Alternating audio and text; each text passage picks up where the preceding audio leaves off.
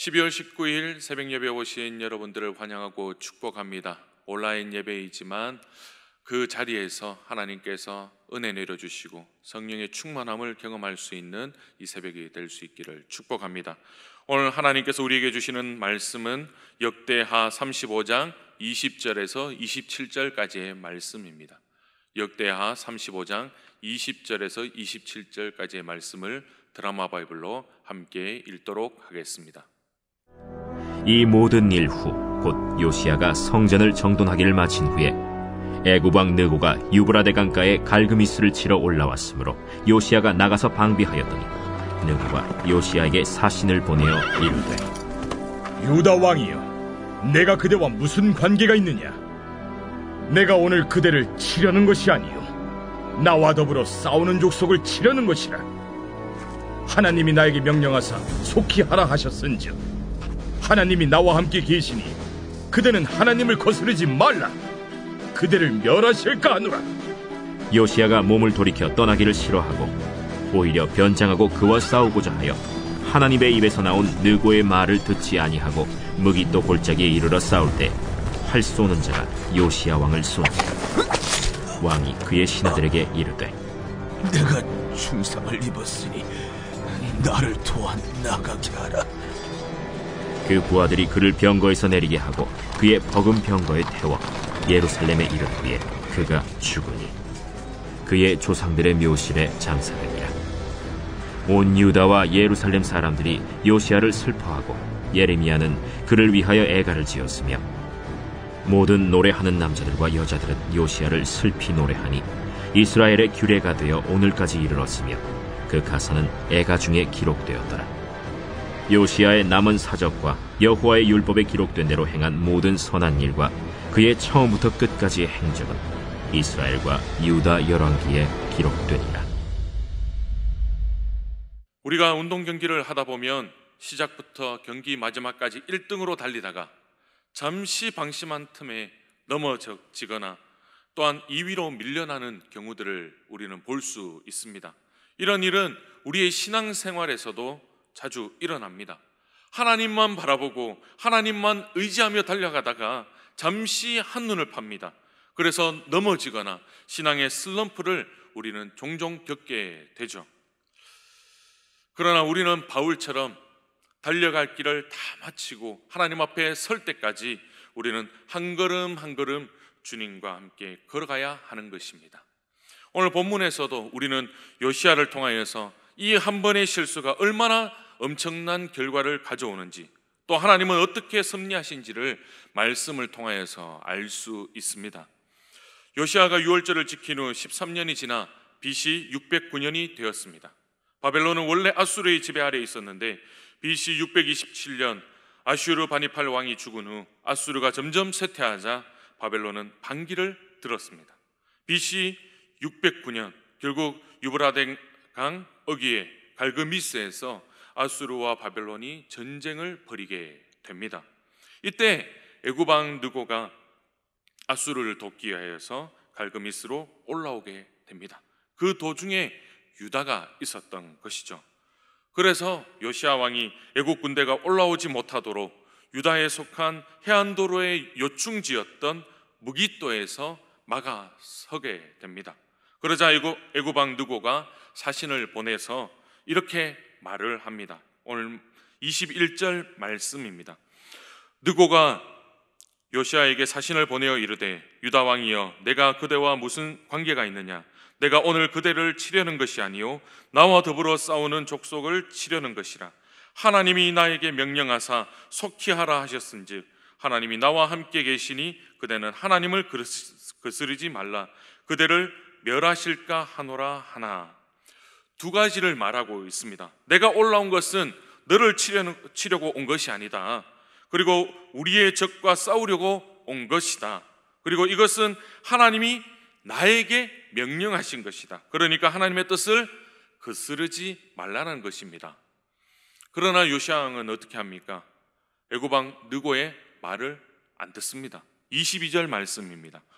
요시야가 몸을 돌이켜 떠나가기를 싫어하고 오히려 변장하고 그와 싸우고자 하여 하나님의 입에서 나온 느고의 말을 듣지 아니하고 머깃도 골짜기에 이르러 싸울 때라고 기록합니다.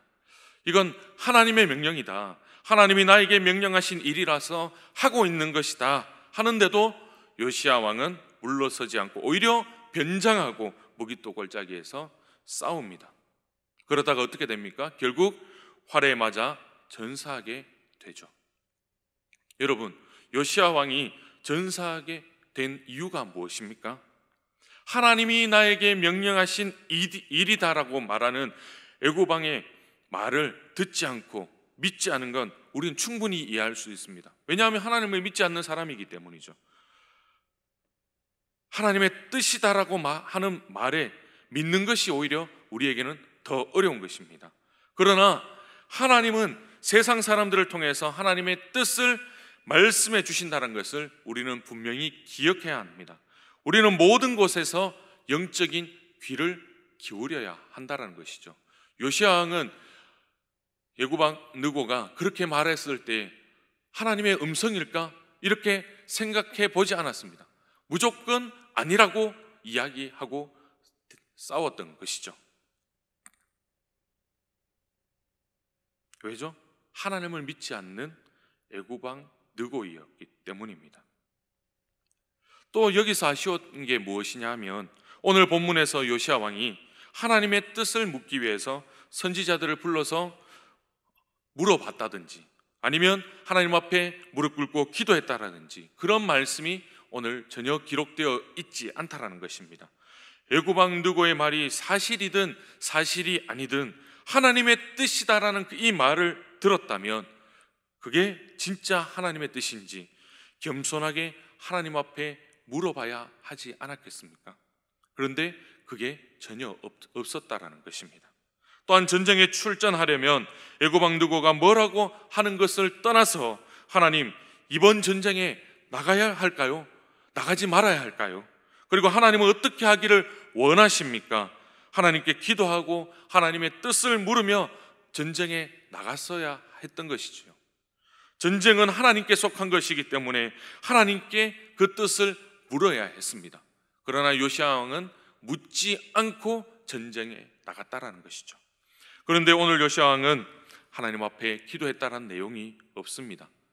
사랑하는 성도 여러분, 오늘 무엇을 결정하고 무엇을 하든지 간에 기도한 후에 결정하고 기도한 후에 행동할 수 있는 저와 여러분이 될 수 있기를 축복합니다. 우리는 항상 기도보다 성령보다 앞서서는 안 된다라는 것을 기억해야 합니다. 그럴 때 꼭 우리는 실수하게 됩니다. 꼭 우리는 후회하는 일을 만나게 됩니다. 항상 기도하며 시작하십시오. 차를 탈 때나 무엇을 할 때에도 하나님, 이 시간 이 하루 시작합니다. 하나님께서 친히 인도자가 되어주시고 목자가 되어주셔서 내가 가야 할 바를 알게 하여 주시옵소서라고 기도하며 나아갈 수 있기를 축복합니다. 그렇게 기도할 때에 하나님의 일하심을 우리는 경험할 수 있고 영적인 눈으로 볼 수 있는 것이죠. 그러면 왜 요시야 왕은 애굽 왕 느고가 가는 길을 막아선 것일까요? 그 이유가 무엇입니까? 그 당시 국제 정세를 보면 아수르는 지는 해였습니다. 바벨론이 새롭게 떠오르는 태양이었습니다. 그래서 두 나라가 당시 패권을 놓고 갈그미스에서 전투가 있은 것이죠. 이럴 때 아수르가 애굽 왕 느고에게 도움을 요청한 것입니다. 그래서 애굽 왕 느고가 아수르를 돕기 위해서 갈그미스로 올라가고 있었던 것이죠. 그런데 남유다 입장에서는 생각해보면 누가 망했으면 좋겠습니까? 북이스라엘도 멸망시켰고 또 늘 유다를 괴롭혔던 이 원수 아수르가 빨리 망했으면 좋겠다는 거죠. 그런데 애굽 왕 느고가 누구를 도우러 갑니까? 원수 아수르를 도우러 가는 길입니다. 그래서 요시야 왕이 막아선 것이죠. 감정적으로도 아수르가 싫었습니다. 외교적으로도 히스기야 후에 왕 이후에 바벨론과 더 가까웠습니다. 결론적으로 보면 요시야 왕이 국제 정세를 너무 단기적으로 봤다는 것이죠. 눈앞의 것만 바라보았다는 것입니다. 장기적으로 보면 남유다가 바벨론으로부터 멸망을 당합니다. 눈앞의 것이 두려웠던 것입니다. 당장 내 눈앞에 있는 것이 두려웠다는 것입니다. 사랑하는 여러분, 우리도 마찬가지입니다. 근거가 명확하지 않은 두려움은 다툼을 불러일으킵니다. 전쟁을 일으키게 됩니다. 이러한 두려움은 하나님을 불신하게 만들기도 합니다. 이러한 두려움은 그저 하나님을 찾지 않게 만듭니다. 오히려 성도라면 두려움 앞에서 하나님을 신뢰함으로 더욱 당당하고 의연하게 기도함으로 대처해야 하는 것이죠. 그래서 하나님은 모세와 여호수아, 기드온 등 리더들을 세우실 때 항상 무엇이라고 말씀합니까? 두려워 말고라고 말씀합니다. 두려워하지 마라. 내가 너와 함께 하겠다. 강하게 하게 해주겠다. 이렇게 약속하고 있는 것입니다. 예상하지 못한 상황이 발생해서 어떤 판단도 내릴 수 없을 때는 마치 광야 생활 중에서 하나님의 승낙이 떨어질 때까지 머물러 있었던 이 이스라엘 백성같이 그 자리에 있어야 했던 것입니다. 느고는 비록 이방인이었지만 그가 요시아에게 한 말은 하나님이 주신 말씀이었습니다. 요시아는 다윗의 경우를 본받아야 합니다. 다윗은 어떻게 했습니까? 실제 전쟁을 앞두고 이렇게 이야기합니다. 내가 올라가리이까? 여호와께서 그들을 내 손에 붙이시겠나이까? 라고 물었습니다. 묻는 수고가 아무리 힘들다 할지라도 묻지 않아서 겪는 어려움보다는 훨씬 쉬울 것입니다. 우리도 다윗처럼 모든 일을 앞에 두고 하나님 앞에 기도할 수 있는 저와 여러분이 될 수 있기를 축복합니다. 오늘 여러분은 눈앞에 놓인 문제를 그리고 눈앞에 놓인 일을 처리할 때 뭔가를 결정을 내릴 때 어떻게 하십니까? 감정적으로 대응하십니까? 아니면 감정적으로 반응하고는 있지는 않습니까? 아니면 어느 것이 나에게 더 유리한가? 어떤 게 나에게 더 이익인가? 그것만을 따지고 있지는 않으십니까? 객관적이기보다 내가 누구랑 더 가까우니까 그러면서 나와 가까운 사람의 편을 들어주는 주관적인 모습은 아닌지요? 저와 오늘 여러분은 감정적으로 대응하고 내 이익에 따라 반응하는 그러한 사람이 아니라 언제나 하나님의 말씀을 따라 반응하고 하나님의 말씀을 따라 결정하고 하나님의 말씀을 따라 행동하는 그런 저와 여러분이 될 수 있기를 축복합니다. 그럴 때 후회함이 없는 오늘 우리가 될 줄 믿습니다. 말씀을 맺습니다. 요시아는 하나님의 뜻에 순종한 왕이었지만 단 한 번의 실수로 죽음을 맞이했습니다. 그러나 이것을 한순간의 잘못된 판단으로 인한 비극이라고만은 볼 수 없다라는 것이죠. 역대하 34장 28절에서 하나님이 이미 예언하셨던 그의 죽음은 비극이기보다 유다의 멸망 그리고 백성의 비참한 죽음과 포로됨을 보지 못하게 하려는 하나님의 은혜도 있었다라는 것입니다. 실제로 예레미야 선지자가 죽은 요시아를 위해 울지 말고 살아남아 있는 요시아의 아들들을 위해서 울라라고 선언한 것을 보면 타당성이 있습니다. 요시아의 죽음은 불행처럼 보이지만 그 가운데에서도 하나님의 은혜와 하나님의 뜻이 있었다는 것을 우리는 볼 수 있어야 합니다. 우리가 고난 중에 있다 할지라도 분명 그곳에는 하나님의 뜻이 있고 하나님의 음성이 있다는 것입니다. 늘 우리는 모든 상황 속에서 주님만 바라보며 주님만 예배하며 주님께 기도함으로 그 길들을 물으며 나아가야 합니다. 우리의 삶이 코로나로 인하여서 점점 고난 가운데 또한 경제적인 힘든 가운데 또한 관계적인 문제 가운데 있지만 그것이 불행처럼 보이지만 그 가운데 분명 하나님이 일하고 계시며 더 큰 은혜가 있음을 믿고 이겨내며 견뎌내야 한다는 것을 오늘 말씀을 통해서 보여주고 있습니다. 이 하루 우리는 다 이해할 수 없지만 모든 것이 하나님의 주권과 하나님의 손에 있음을 인정하며 살아갈 때 하나님의 은혜가 풍성하게 경험되어지는 줄 믿습니다. 그 은혜를 사모하며 살아갈 수 있는 이 아침이 될 수 있기를 축복합니다. 다 함께 기도하겠습니다. 사랑하는 하나님, 이 토요일 아침 하나님의 말씀을 묵상하고 또한 하나님의 말씀을 들으며 또한 이 하루를 결단할 수 있도록 인도하여 주시니 감사합니다. 오늘 말씀처럼 모든 일을 나의 생각이 아니라 하나님 아버지 앞에 기도하며 또한 세상 가운데에서 믿음의 눈과 귀를 열어 주님의 인도하심에 순종하는 자가 되게 하여 주시옵소서.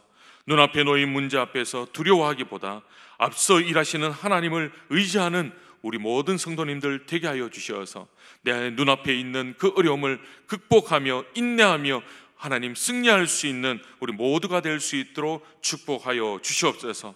또한 지금 내 눈앞에 보이는 것이 불행처럼 보이지만 그 뒤에는 하나님의 은혜가 있음을 기억하며 성령의 능력을 경험하며 승리케 하시는 하나님을 소망하는 이 하루가 되게 하여 주시옵소서. 하나님, 내일 또한 행복축제가 열려집니다.